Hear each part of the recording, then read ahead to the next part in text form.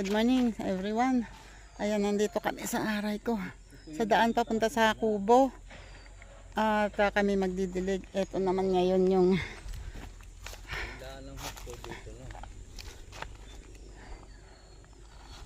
dito.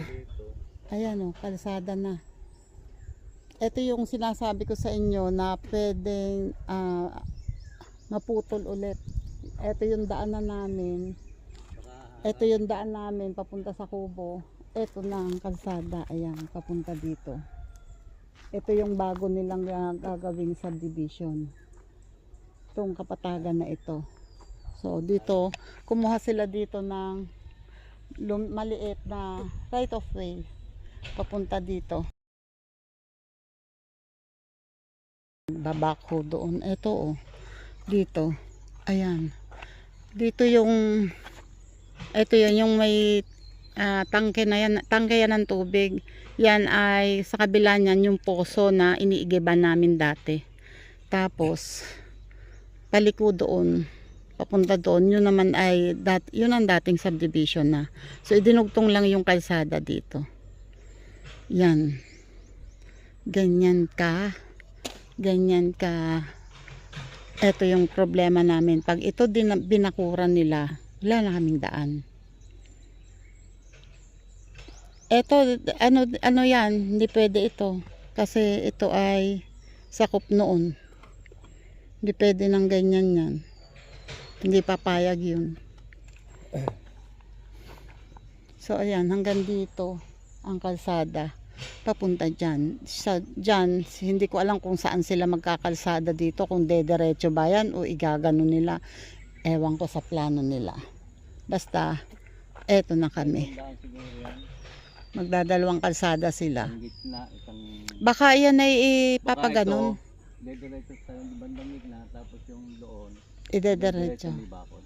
Baka. Kasi ang target nila, mabili yung nando sa likod. Oo. Tingnan. Talagang kukulungin tayo. Ay, hayaan mo na siya. Aha. Lumali.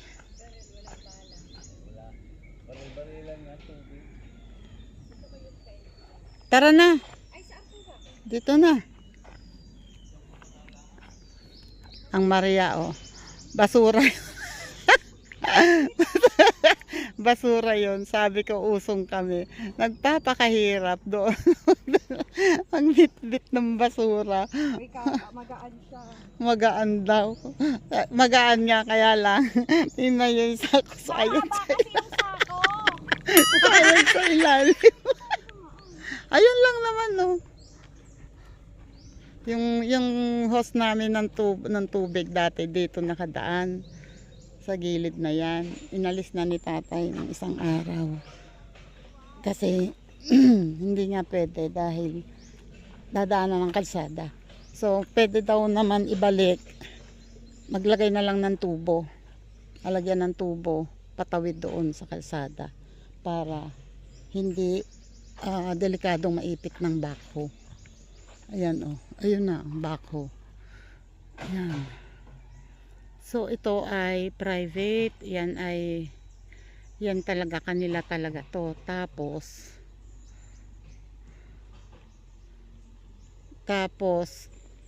yung doon inuusod nila doon yung bakod sa kabila, tapos dito kumuha sila naman ng konti para gagawin namang kalsada. So dito alam ko nakabili din sila dito sa side na ito. Kasi maliit lang yun eh, nandito lang yun eh. Nandito lang yung lindero nila eh. Ayun oh. Nandito lang yun, ayun ang lindero. To, hanggang dito lang dapat. So yung kalahati doon nila kinuha yung kalahati doon sa kabilang side. Ito ay tambak na. Dati hindi naman masyadong mababa ito, medyo mataas din talaga ito, pero dati ito ay hindi ganun yun, ganun kataas lang. So yung mga nakuha dito itinambak. Kaya ayan, pamantay.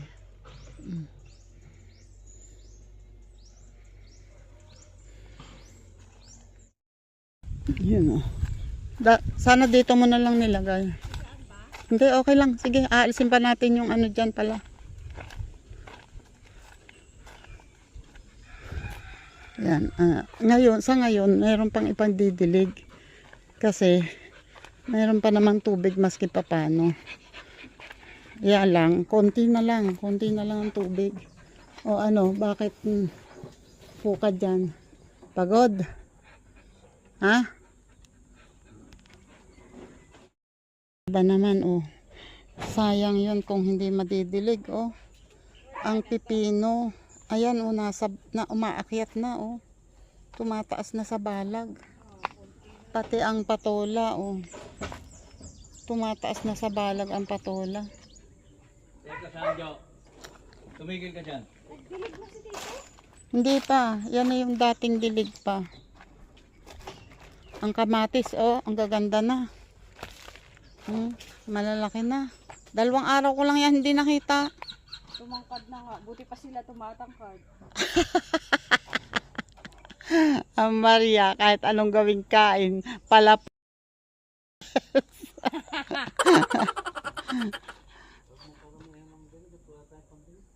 Sige, tito. Yan.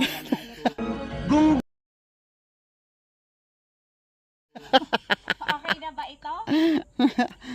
Kasi lang nagtitipid tayo sa tubig, mga anak. Sige yan, bye. Mamamatay lang yan. Nagalit ang tito. Ay nako. Nagalit ang tito. Sige lang, diligin mo at bago tayo magdala ng tubig. God will provide, don't worry. Oh yes. Magtiwala ka. Patayin mo pa yan. Sige pa, basahin mo, damihan mo pa. Sabi mo, konti lang eh, tito eh. Sunurin kaya ako minsan. Minsan lang. Oh, di ba? Dapat kasi pag konting-konti lang, mainit yung lupa, iinit yung tubig. Ay, naku, para yung binanlian. Sayang tubig, ipirin natin. Dagdagan mo pa. Dagdag pa. Oo. Mas okay na yan, maghirap kami mag-igib kaysa sa naman mamatay ng dahil sa pagdidilig natin ng kulang. Oh, ang sitaw ito na lahat sa balag, oh. Nasa taas na. May mga bunga na. Ayan, oh, bunga na to, oh. Ayan, bunga na yan. 'Di ba? Mga 2-3 araw aanihin na yan. So sayang naman, sayang talaga. Ayun, oh. May bunga din doon. Sayang kung hindi tsatsagain, hindi pa nga nakukuhanan. Umpisa, nag-i-start pa lang.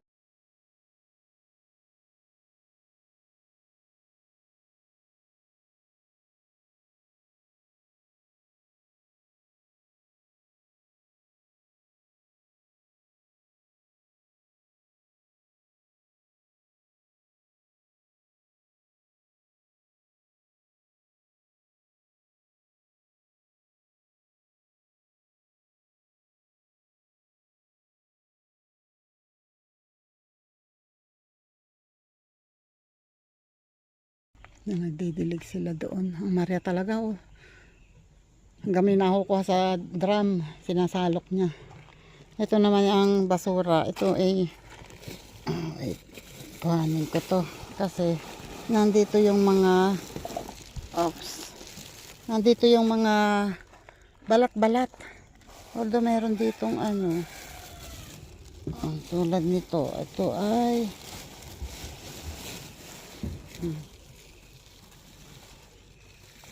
plastic. Tapos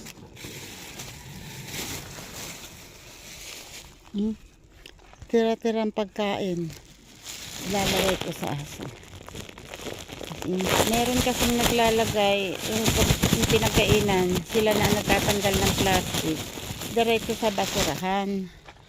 Pag ilalagay doon, Sanjo,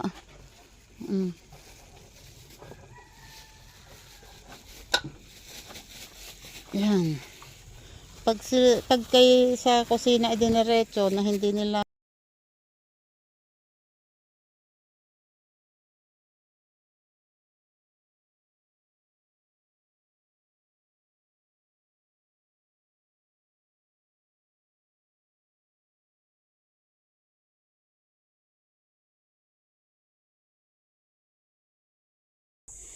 Yan o.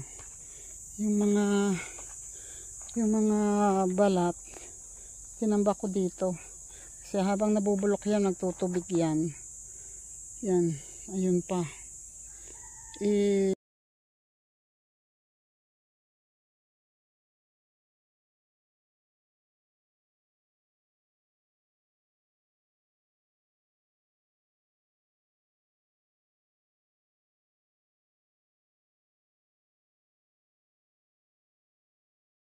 Wala oh, pauwi na kami.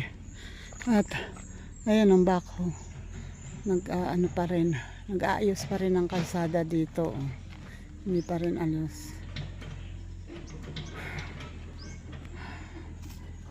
And bukas, baka ito na ang lalagyan nila ng kalsada. Ito, ayan yan ang kalakihan yan. Yan ang lalagyan ng kalsada. Ang galing ni tatay. Yung tubigan niya na ito, pinuno niya ng laman pagkatapos sa akin niya pinadala. Ang galing. Konti lang naman nabawas.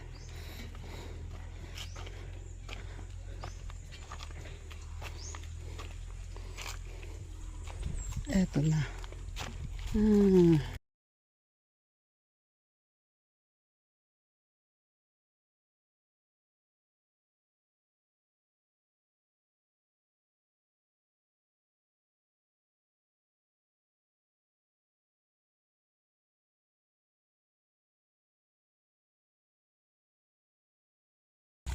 Maria, oh.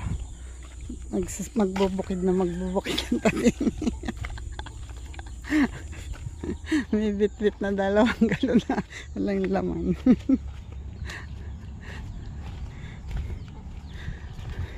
Magkahuli.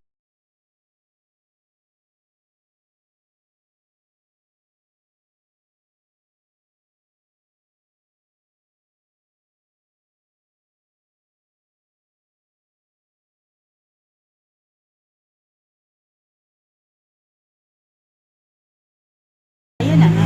So, ayun na nga guys. Andito na yung mga magsasaka ng taon.